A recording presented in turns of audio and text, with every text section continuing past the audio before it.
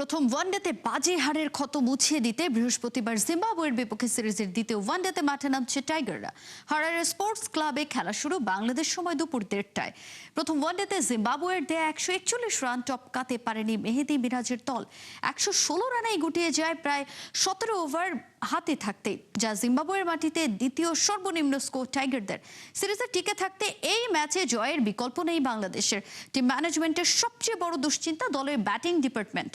যদিও বাংলাদেশের জয়ের ব্যাপারে আত্মবিশ্বাসী ব্যাটিং কোচ মোহাম্মদ আশরাফুল।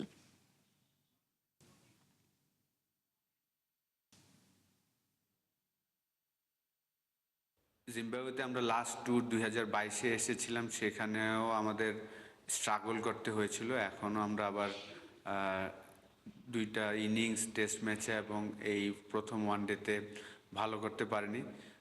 একটু আনলাকি আমি বলবো, যে বিশেষ করে লাস্ট ওয়ানডে ম্যাচে যদি আপনি খেয়াল করে থাকেন, আর্লি যারা আউট হয়েছেন একটু আনলাকি, যে শটসগুলা খেলেছেন সেগুলো সব হাতে চলে গিয়েছে।